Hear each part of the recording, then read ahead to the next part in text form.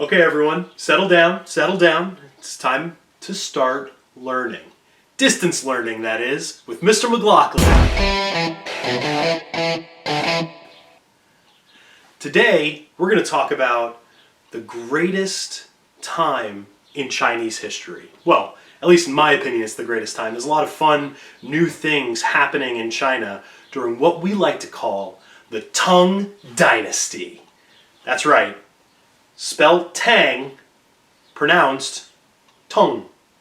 Tang Dynasty. Now, before we get into the Tang Dynasty, we have to know what came before. History is always about figuring out what came beforehand so we can figure out where we're going. So we have to take a step back really quick and talk about a dynasty that happened before the Tang Dynasty, and that's called the Sui Dynasty. Again, spelled like this, pronounced Sui. So the Sui Dynasty had this guy named Emperor Yang. Sui Dynasty was going great, but Emperor Yang wanted to up his game a little bit. He wanted to make China great again. Where have we heard that before?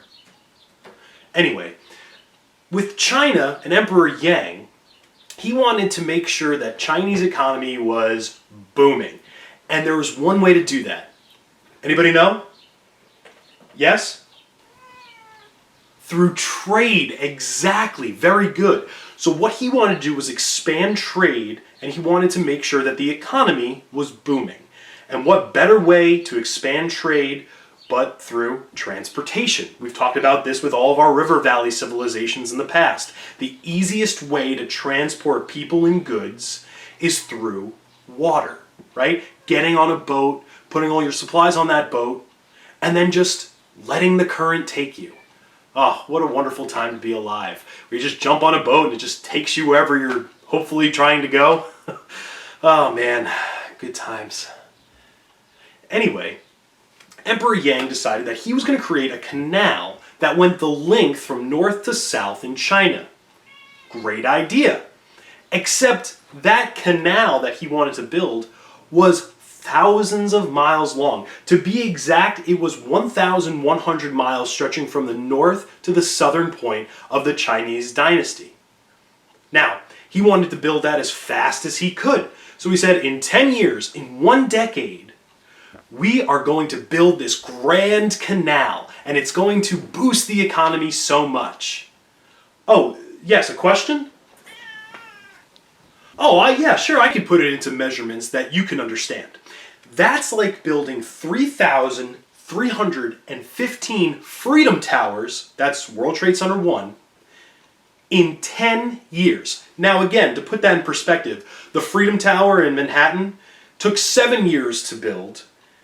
So you'd have to build 3,000 of those buildings in 10 years. That's a lot of work using technology that we have today.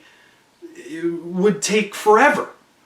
But Emperor Yang wanted it done in 10 years, and he got it done.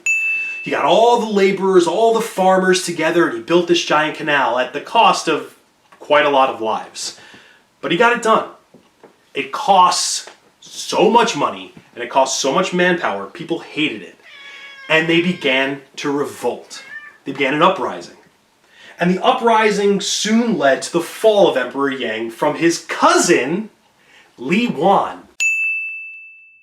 Li Wan, his cousin, killed the emperor and took over the dynasty, thus creating the new Tang Dynasty.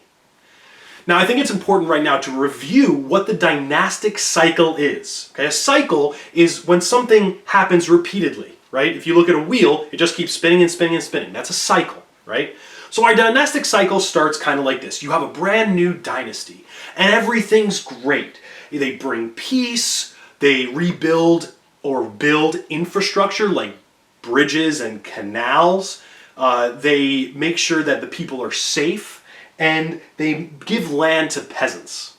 Now, as generations go by, and that new dynasty turns into an old dynasty, we might see some problems. And not always the same problems, but usually it's taxing the people a little too high, corruption from the inside of the government. The infrastructure starts to decay, the bridges break down, the canal needs maintenance and never gets it, and the people are not happy with this. Now, other things that can lead to those problems are natural disasters.